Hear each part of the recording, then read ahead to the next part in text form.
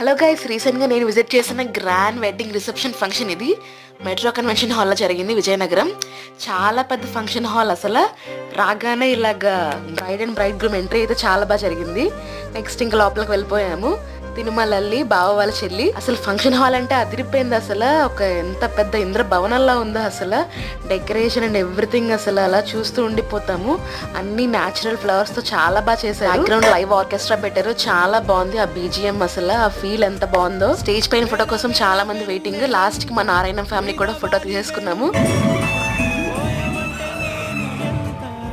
ఈ బ్యాక్గ్రౌండ్ అయితే ఎంత బాగుందో.